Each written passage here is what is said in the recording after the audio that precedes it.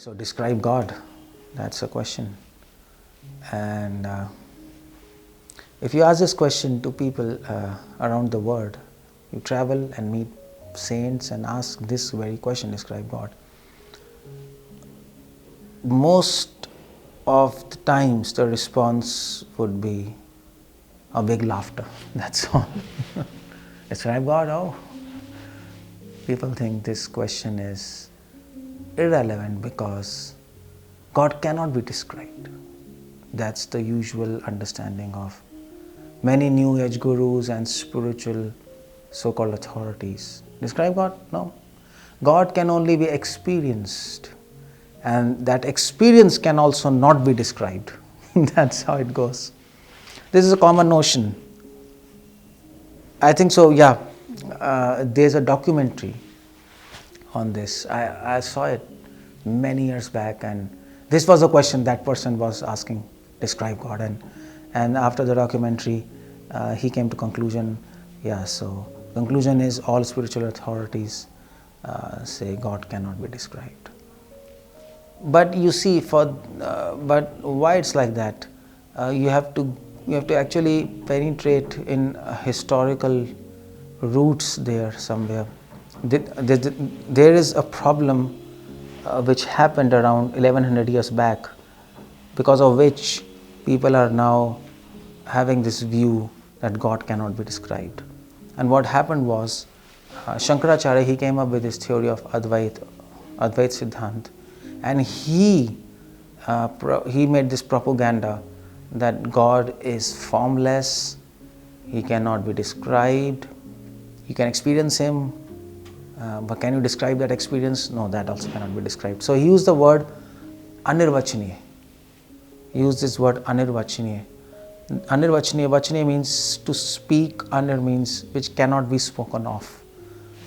And he gave some evidences from Vedas and scriptures, and people accepted it.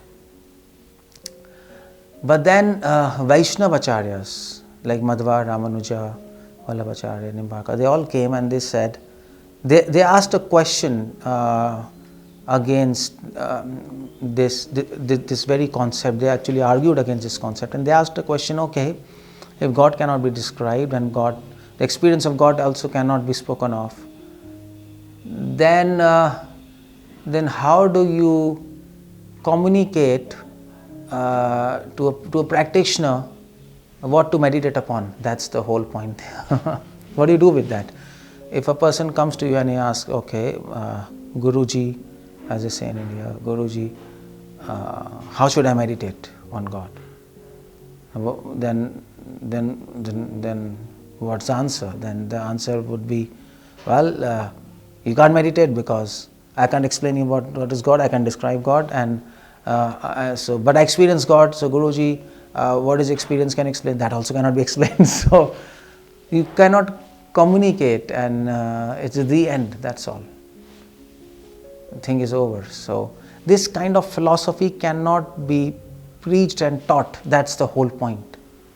Which Vaishnavacharyas came with this point, and they said a philosophy which cannot be taught and even thought of, what kind of philosophy is this? Why these people have opened a big school if it cannot be taught? You open a school and then you say, we cannot teach you. What's the point? This is a madhouse. This is an asylum. So that was a very pertinent question when what they asked, describe God. And then they also quoted many scriptures, all these Vaishnavacharyas, where there are descriptions about God. There are descriptions about God. In fact, all these Vaishnavacharyas, they actually argued against this point of that we cannot describe God by saying that if you say God cannot be described, it's a big offense, by the way. It's a big blasphemy of God, because there are beautiful descriptions of God in scriptures. God is beautiful, God, his eyes, his hands, his legs, his walking, his talking, everything is described, and you hide all these things, or you deny all these things, and you say God cannot be described. It's a blasphemy. It's like saying a woman is, this example is given, a woman is so beautiful the most beautiful woman on the earth. And then somebody asks, okay, can you describe her beauty? No.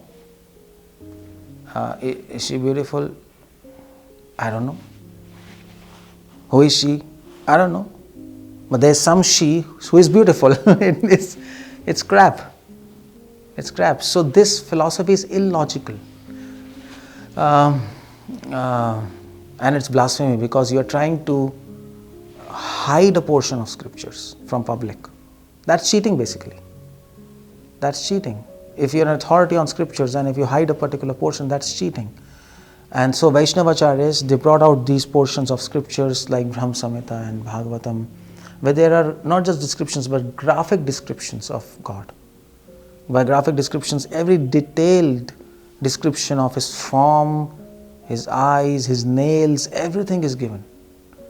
And on that basis, all these deities are carved out and paintings are made. It's not a mental speculation. So, how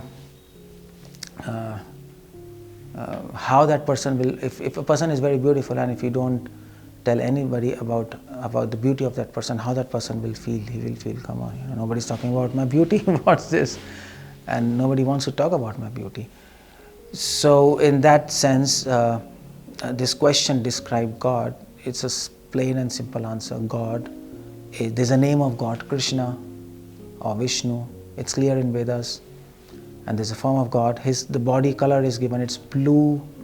He has 2 hands, 2 legs. Even Bible says man is made in the image of God.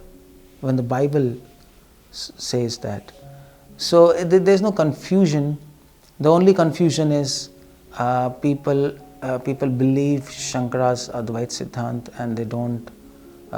They are just caught up in the history. They have not updated their knowledge. That's all. They have not read Vaishnavacharyas and their works. Most of these spiritual gurus, they have not read the other side, and they have not done their hard work, and they're just going along with the old tradition and accepting it, and not just reading from a very neutral point of view, and then people are confused. So don't get confused. When anybody asks, describe God, please read Bhagavad Gita. There are explanations about qualities, form and name of God. It's absolutely clear. And there's no need to just laugh and dismiss this question. It's bogus. Describe God. You can describe God until eternity and still the description never finishes. That is the real truth. Hare Krishna.